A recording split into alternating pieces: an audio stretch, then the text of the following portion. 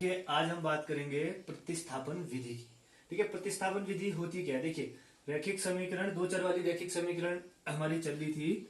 तो अब क्या होगा, देखिए उसमें दो इक्वेशन अगर आपको दी गई है, उसमें आपसे कह रहा है कि प्रतिस्थापन विधि द्वारा इनका हल ज्ञात कीजिए।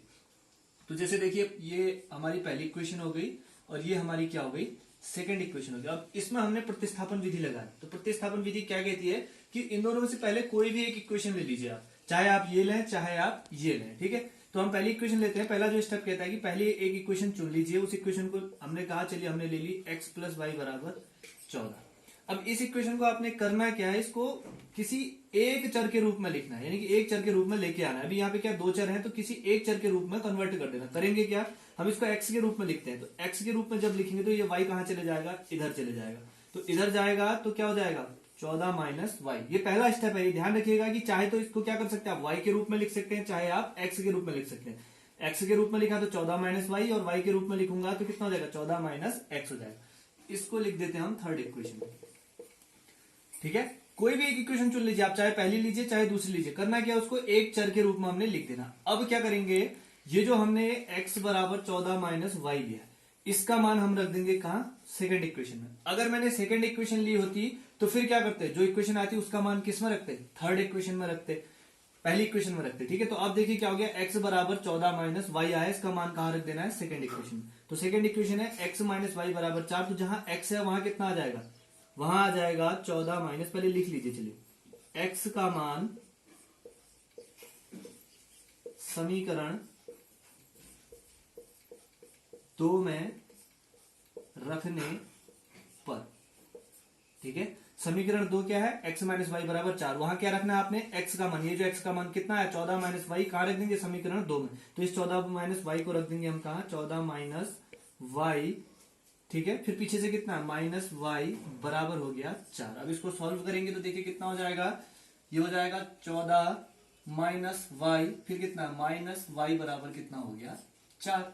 सॉल्व कर लीजिए, ये हो गया 14 और माइनस वाई कितना हो जाएगा, माइनस 2y। माइनस माइनस क्या हो जाता है, प्लस चिन्ह माइनस का आता, बराबर कितना हो गया 4। अब ये 14 चले जाएगा उधर, तो माइनस 2y बराबर 4 माइनस कितना हो गया 14। तो माइनस 2y बराबर आ गया माइनस 10। इस माइनस से माइनस क्या हो गया, कैंसिल। तो y बराबर कितना हो जाएगा, अभी 2 इधर चले जाएगा तो 10/2, यानी कि y बराबर कितना आ गया हमारे पास, 5 आ गया। ठीक है, तो अब इस y का मान क्या करते हैं हम, पहली दूसरी या तीसरी, आपके ऊपर है, किसी भी इक्वेशन में रख दीजिए। ठीक है, आसानी किसमें रखने पर होगी, तीसरी इक्वेशन में रखेंगे, ज्यादा आसान होगा। तो तीसरी इक्वेशन लिखेंगे, y का मान समीकरण किसमें रखने पर, 3 में रखने पर। ठीक है, 3 में रखते हैं, तो 3 क्या है, x बराबर 14 वही रहा, माइनस वाई था, y कितना हमारे पास 5 आया, तो माइनस वाई यानी कि 5। तो x बराबर कितना आ गया, 9। तो ये आपके दो हल निकल के आ गए इन दो रैखिक समीकरणों के। ठीक है, किस मेथड से, प्रतिस्थापन विधि से। क्या होती है प्रतिस्थापन विधि, एक बार फिर देखिएगा कि दोनों में से कोई एक इक्वेशन ले लेनी है, उसको एक चर के रूप में ले आना है, और जो जिस एक चर के रूप में आया उसको फिर हमने क्या करना है, दूसरी इक्वेशन में रख के सॉल्व करके मान ले आना है। ठीक है, अब देखेंगे अगला सवाल। अब देखिए प्रश्नावली जो है 3.3 का पहला क्वेश्चन हमने करा दिया। पहले क्वेश्चन का सेकंड पार्ट है। आपको यहाँ दो इक्वेशन दिए हैं, s माइनस टी बराबर 3 और दूसरा s/3 धन t/2 बराबर 6। ठीक है, इसको फिर से हम क्या कर लेंगे, पहली इक्वेशन, और इसको मान लेते हैं हम क्या, सेकंड इक्वेशन। ठीक है, फिर से वही करेंगे कि क्या करेंगे, पहली इक्वेशन को लेते हैं और उसको किसके रूप में, किसी एक चर के रूप में कन्वर्ट कर लेते हैं। ठीक है, तो s माइनस टी बराबर 3 ये हमारे पास इक्वेशन थी।